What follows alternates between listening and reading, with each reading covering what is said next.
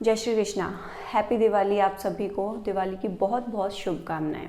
तो आज हम दिवाली के बारे में थोड़े से पॉइंट्स जानेंगे कि आखिर दिवाली क्यों मनाई जाती है, इसकी जो पौराणिक कथा है, किस तिथि को मनाई जाती है और अलग अलग जगहों पर जब दिवाली मनाई जाती है तो उसके अपने अपने अलग अलग कहानियाँ हैं उसके पीछे, उसके बारे में वीडियो में बात करेंगे।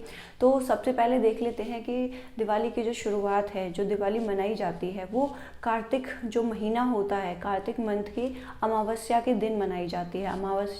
अमावस्या क्या है? ये तिथियां हिंदू पंचांग के हिसाब से जो तिथियां होती हैं उनको हम अपने दिवाली के जो त्यौहार होते हैं, 5 दिन का ये जो त्यौहार होता है उसके प्रत्येक दिन को हम हिंदू पंचांग की तिथि के हिसाब से मनाते हैं। तो ये जो दिवाली है ये अमावस्या को मनाई जाती है। कार्तिक माह की अमावस्या, जैसे कि आप जानते हैं, अमावस्या अंधेरी रात होती है इस दिन।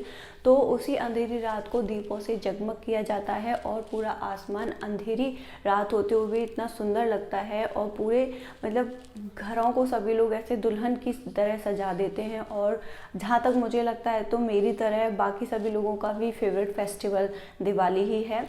तो बात करते हैं दिवाली के बारे में। जैसे कि आज सुबह से ये जो त्यौहार है दिवाली का, अमावस्या तिथि जो है ये 4 नवंबर सुबह से 6:03 से स्टार्ट हो चुकी है। अमावस्या की तिथि जो कि 5 तारीख को 5 नवंबर को 2:44 तक रहने वाली है, सुबह के टाइम तक। AM मैंने लिखा हुआ है, यानी कि सुबह के टाइम तक। ठीक है, इसके बाद में बात करते हैं कि ये जो दिवाली होती है इसकी पौराणिक कथा है जो हम लोगों में, हिंदुओं में, वो ये है कि इस दिन भगवान रामचंद्र अपने 14 वर्ष का जो उनको वनवास दिया गया था उस वनवास को पूरा करके, उस वनवास को पूरा काट के जंगल में, उसके बाद अयोध्या वापस लौटते हैं अपनी नगरी को।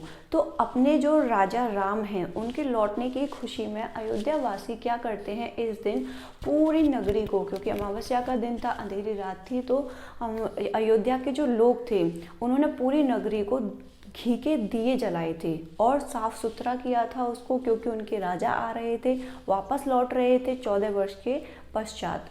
तो अयोध्या वासियों ने पूरी नगरी को साफ सुथरा किया, वहाँ घी के दिए जलाए उनके आने की खुशी में और पूरी नगरी को दुल्हन की तरह सजा दिया था। बहुत ही खूबसूरत नज़ारा होगा वो, क्योंकि अब हम लोग आज जब दिवाली मनाते हैं तो इसी तरह से सब लोग अपने घर में साफ़ सफाई करते हैं। लक्ष्मी के आगमन का दिन भी ये होता है, तो साफ़ सुथरा कर लेते हैं, घर बहुत सुंदर लगते हैं सभी के सभी लोग। लाइटिंग वगैरह लगा के दिए जलाते हैं रात को, उससे बहुत सुंदर लगता है। तो अमावस्या की जो रात होती है, अंधेरी रात, उसको हम कहीं ना कहीं रोशनी से जगमग कर देते हैं और जो आसमान होता है वो एक अलग ही, अंधेरी रात होते हुए भी दीपों की जो प्रकाश होता है उससे वो बहुत ही खूबसूरत लगता है। तो दीपावली जो होती है इसको हम लाइट ऑफ फेस्टिवल भी कहा जाता है, फेस्टिवल ऑफ लाइट्स होता है ये, क्योंकि इसे प्रकाश का दिन भी कहा जाता है। ठीक है, इसके साथ ही एक और प्रचलित कहानी है, उसको भी हम देखते हैं।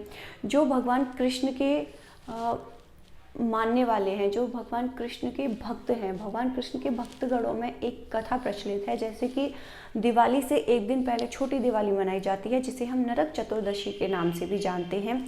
उस दिन क्या हुआ था, भगवान श्री कृष्ण ने, नरकासुर नाम का एक असुर था, दानव था, जो कि क्या करता था, देवताओं को बहुत परेशान करता था। उसने 18,000 कन्याओं को बंदी बना रखा था। उसका जो पाप था वो इतना बढ़ता जा रहा था कि भगवान श्री कृष्ण ने उसका वध किया था। नरकासुर का जो वो था, दानव था, जो दैत्य था, उसका उन्होंने वध किया था। ये माना जाता है कि उसका जो वध किया गया था वो दिवाली यानी कि छोटी दिवाली वाले दिन किया गया था, इसीलिए उसको नरक चतुर्दशी भी कहते हैं। तो उसके मरने की खुशी में वहाँ के लोगों ने क्या किया था, अगले दिन यानी कि अमावस्या को घी के दिए जलाकर दीपावली मनाई थी। तो भगवान श्री कृष्ण के जो भक्तगण हैं उनमें यही कथा प्रचलित है दीपावली को लेकर। वहीं माना तो यही जाता है कि हम लोगों में काफ़ी जगह पे ये कथा प्रचलित है कि भगवान रामचंद्र इस दिन वापस लौटे थे। और इसके पीछे एक और कथा है, उसके बारे में, उस कहानी के बारे में जानते हैं कि जब समुद्र मंथन चल रहा था, तो समुद्र मंथन में हमने देखा धनतेरस वाले दिन क्या होता है कि धन्वंतरी भगवान जो थे वो एक कलश लेकर प्रकट हुए थे समुद्र मंथन से, तो उस दिन हम धनतेरस मनाते हैं। इसी तरह से कहा जाता है कि ये जो अमावस्या वाला दिन था, उस दिन हमारी जो देवी है लक्ष्मी, वो भी समुद्र मंथन से प्रकट हुई थी। इसीलिए लक्ष्मी के जन्म दिवस के रूप में भी इस दिन को मनाया जाता है और उनके आगमन की खुशी में सभी लोग पूजा करते हैं। जैसे कि इस दिन माता लक्ष्मी और गणेश भगवान की पूजा की जाती है। मान्यता ये है कि सभी लोग पूजा को करते हैं, ये प्रार्थना करते हैं, अपने घर में साफ़ सफाई रखते हैं कि लक्ष्मी जी खुश हो सके, क्योंकि वो साफ़ सफाई को पसंद करती हैं। और इसके साथ ही कहा जाता है कि माँ लक्ष्मी जो हैं वो धन धान्य का प्रतीक हैं। उनकी पूजा करने से वो खुश होती हैं और वो धन धान्य देती हैं। लेकिन अगर किसी के पास बुद्धि नहीं है तो वहाँ पे लक्ष्मी ज़्यादा होने से भी उसका कोई यूज़ नहीं रह जाता, क्योंकि वो तो फिर उस लक्ष्मी को फिजूल में ही खर्च करता है। इसलिए भगवान गणेश की पूजा की जाती है माता लक्ष्मी के साथ में, ताकि बुद्धि और लक्ष्मी का एक अच्छा समन्वय रह सके। इसलिए दोनों की एक साथ पूजा की जाती है। वहीं भगवान कुबेर भी धन धान्य का प्रतीक है। भगवान कुबेर की भी पूजा की जाती है लक्ष्मी जी के साथ ही। तो ये कुछ पॉइंट्स थे हमारे दीपावली को लेकर, उसमें ठीक है, हमारा यहाँ तक क्लियर हुआ। एक और चीज़ देख लेते हैं। जैन मतावलंबी हैं, जैन मतावलंबियों के अनुसार उनके जो 24वें तीर्थंकर हैं महावीर स्वामी जी, उनका निर्वाण दिवस भी दीपावली के दिन हुआ था। इसीलिए वो लोग इस दिन दीपावली मनाते हैं। तो सभी की अपनी अपनी कथाएं हैं सभी जगह, लेकिन अमावस्या के दिन दीपावली ही मनाई जाती है। सबकी कहानियाँ उसके पीछे अलग अलग हैं। कोई किसी मकसद से दीपावली को मनाता है तो कहीं किसी मकसद से दीपावली को मनाया जाता है। हर प्रांत, हर क्षेत्र में दीपावली मनाने का एक अलग कारण है, लेकिन अमावस्या के दिन सभी जगह दीपावली मनाई जाती है। लोग अपने घर का कोना कोना साफ करते हैं और मिठाइयाँ बांटते हैं, एक दूसरे को नए नए कपड़े पहनते हैं सभी लोग, और पूरे हर्षोल्लास के साथ दीपावली का त्यौहार मनाया जाता है।